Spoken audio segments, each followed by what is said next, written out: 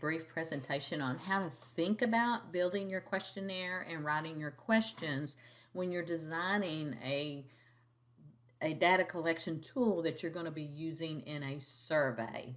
Remember, survey is the research methodology, and the questionnaire is your data collection tool that you're going to be building questions on, and those questions will become your variables.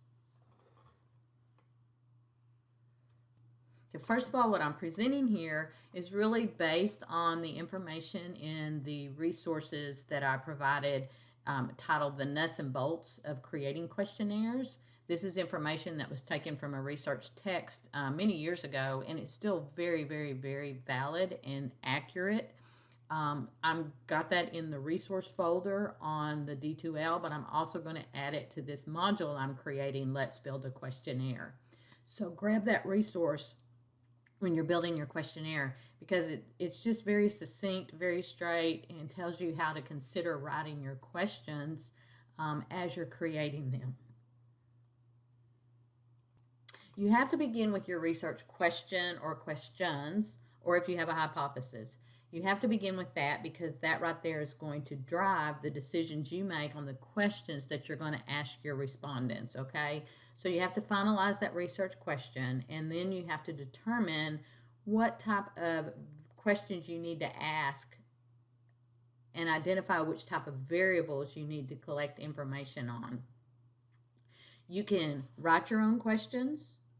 You can embed standardized instruments or other questionnaires that you have found, you can create a questionnaire that has both of that, where you've written your own questions as well as used standardized questionnaires. Typically, I use both. I use standardized questionnaires and I build my own questions, because I need to have that specificity for what I'm doing in my research study. I've also uploaded an example of the questionnaire that I created for a specific study. It was a pre-questionnaire, post-questionnaire situation where students watched a movie and then completed the questionnaire before the movie and after the movie. But you can see how I designed it. It was a paper pencil questionnaire, not electronic. So they actually filled it out on the actual paper. But you can see how it's formatted, how it's organized. You need to make sure that you organize questions around specific areas that you're looking at, so it's not haphazard. There's some type of flow to it. And once you get it developed in a Word document form, you really need to develop it in a Word document form first, because it takes several passes over it to get it where you just really need it. But once you get it in that format, then you can use that to guide you to type it into the electronic format, which is the Google Forms. You really need to develop it in that Word document first, though, because that really can give you the picture of what you want, help you organize the information.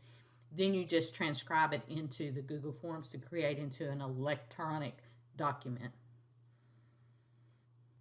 And as I said, I'm going to use an example from my most recent research, because I think that's just the best way to do this, because this is real world. And so when I started this research, my question really was, what are perceptions of social work students to the emerging field of social companion robots?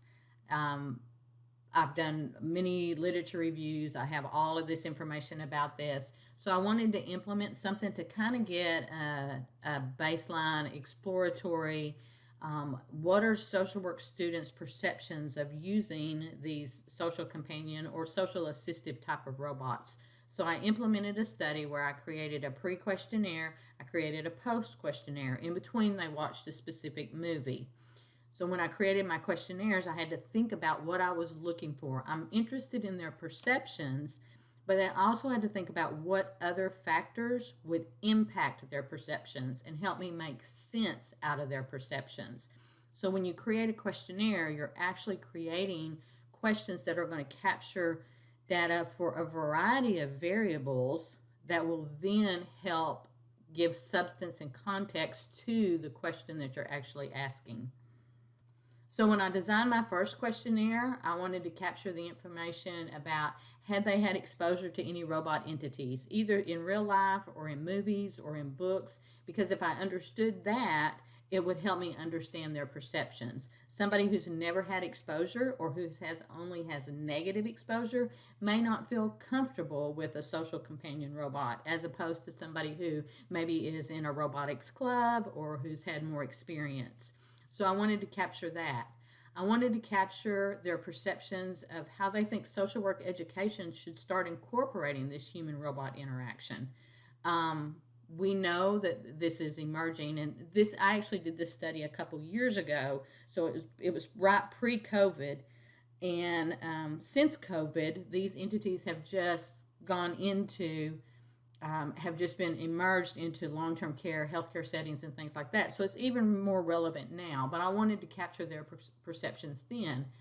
I wanted to capture what they thought about future professional practice and having a social companion robot in the practice, and the comparison of what the ideal robot role would be and what the human robot would be for vulnerable populations. Other factors that I felt like was important to understand was their comfort and level of competency with technology. If they're not comfortable with technology, or they're from an age cohort where technology wasn't at the forefront of what we were doing, they're going to have very different perceptions than those who are very comfortable with technology, or I'm assuming. That's, until I get my data, I don't know, but that's something I wanted to capture. So I created a self-assessment, or actually I took a self-assessment from another study of technology skills. I also wanted to look at positive and negative affect, how they were feeling before the movie, how they were feeling after the movie. And I used a standardized questionnaire for that, the PANAS, P-A-N-A-S. I used that in there and embedded that. The after question, and then I captured my demographic information. Always, always, always capture demographic information. Those are very important variables that you need to know to understand your sample population. So I did that on the pre-questionnaire. On the post-questionnaire, I didn't need to recapture demographic information. I already had that. I already had their level with technology. I already had that. So on the post-questionnaire, I just captured the positive and negative affect. I wanted to learn if their feelings had changed before and after watching the movie, if their perceptions of future professional practice may be changed after watching the movie, and the comparison of the robot and human roles with vulnerable populations changed after watching the movie. And then after watching the movie, I captured some additional emotional responses to it. So all of these variables, okay, questions become variables. So all of these variables would help me understand their perception. And so I'm not just asking what their perception is, I'm also asking other questions that will look at variables that will impact what their perception is. So whatever your research question is, you're going to have one main focus to it, but you have to think about capturing other information to help you understand that focus. So it's not really just simple, straightforward. As I indicated, the questions that you're developing are actually going to become variables. So when you start analyzing your data, each question or a set of questions, if it's a standardized question, if it's a standardized instrument where you add the responses together or something like that, each question becomes a variable that you're going to examine. The minimum you're going to do is look at the descriptives of it, but then you can also look at some comparisons. What did females think? What were perceptions of females versus males? What about age cohorts? Were there different perceptions in the different age cohorts? When I analyzed my data, I broke down the age cohorts into the typical baby boomers, Gen X's, the standard age cohorts that we look at in society. So I looked at the differences there, graduate versus undergraduate. So I looked at differences all there in terms of their perceptions, because that helps me understand how girls view it versus boys, those who feel confident with technology versus those who don't. I was able to look at that, but each question will become a variable that you're then going to be analyzing. Whenever you use, and you'll see that whenever you use like this, the PANAS measurement, they indicate their level of emotional feeling at the time, but those are all added together and it comes up with one score. So that one score then becomes the variable. But you have to think about this as you're developing these questionnaires because these are going to be your variables you're going to be analyzing. So, because I'm wanting to capture that student's perception of social companion robots, I also need to know, have they had exposure before? What's their exposure been? How do they feel about technology? What do they think about how social work needs to incorporate these?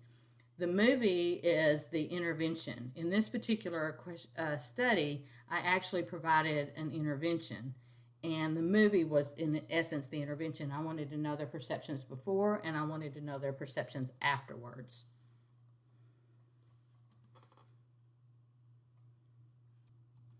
The questions, and you can see them on the questionnaires, I created the questions with closed-ended responses. And closed-ended responses means forced choice questions. And they can be Likert scales. They can be multiple choice, a variety of things in there. The difference between closed-ended questions and open-ended questions is how you're going to analyze that. If you're asking a lot of open-ended questions, you're going to be analyzing a lot of text and you're going to be trying to put those together into categories. That is not qualitative. Qualitative research is much more in-depth interview type questions. You can have a questionnaire that has both closed-ended and open-ended questions, and that's perfectly fine. But just know those closed-ended questions, unless it's developed as a qualitative study, are not qualitative data. But you can still collect important information on that and then categorize them how they need to be categorized. But it's an extra step that you need to do. When you create closed response questions, it's a little bit easier to run some statistical analysis on that. And we're going to be learning that next semester as we put these questionnaires and the responses to questions into an Excel spreadsheet and then run some analysis on it. So you'll see on my questionnaires, I used closed-ended questions, response categories. And you provide a statement and then you ask for strongly disagree or strongly agree or something like that. The example was, I am knowledgeable about robots in society. I've watched movies or read books that have robots interacting with humans in a negative way. I've watched movies or read books that have robots interacting with humans in a positive way. Each one of those are an individual variable. And the response categories was from strongly disagree to strongly agree. So I can look at how many had knowledge of robots in society. If there are 54 in my sample and 30% of them had knowledge of robots, then that gives me that information. How many were negative? How many were positive? All of those, again, then becomes the variables where I start making sense out of their perceptions. The other variables that I collected were perceptions of the need for social work education to incorporate human-robot interaction theory and practice, perceptions of future professional practice with those, personal emotive feelings and acceptance related to social companion robots, the comforts of technology, the demographic information. And again, I provided you a copy of these questionnaires in the module, Let's Build a Questionnaire in our D2L. The post-questionnaire, I included things more related to the movie. Obviously, they didn't see the movie in the pre-questionnaire, so it wouldn't have been appropriate there. And I don't repeat things that I already have. I already know their level of comfort with technology. I already know their demographic information. I already know their exposure to robots.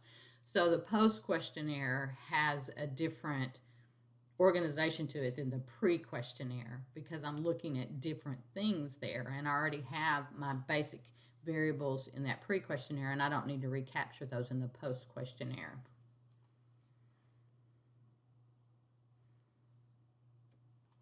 And again, you should always collect demographic information. If you don't collect the demographic information, then a lot of your information may be useless because you may not know the differences of perceptions in age groups or based on gender or based on socioeconomic status, educational level, whatever it is.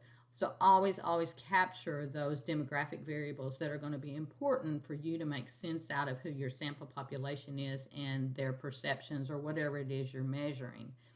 And when you create your questionnaire, you want the demographic information to be at the end. You want your most interesting questions at the beginning to engage them and to keep them moving through to complete it.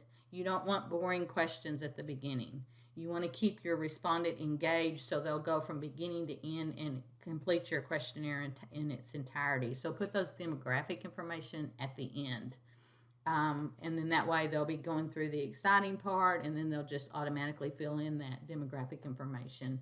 So in drafting and creating that questionnaire, you think about things like that also, because you want to keep your respondent engaged. You don't want to overwhelm them. You want to make it fairly easy for them to go through. You have to make sure your questions are worded in a way so anybody will understand what you're asking. That's the reliability of it. Because you're not going to be there to explain anything or answer questions. They're simply going to be reading the questions and providing a response to it. So you have to be very deliberate in how you word those questions. There can't be confusing terms. It can't be, like I said, double-barreled. It has to be very specific, very straightforward. So keep it simple, keep them engaged, put demographics at the end of it, and then you should get a completion. Otherwise, what you'll find is individuals will begin your questionnaire and won't finish it. Then you've got missing data, and you may have to throw out those questionnaires entirely. You may not be able to use them at all.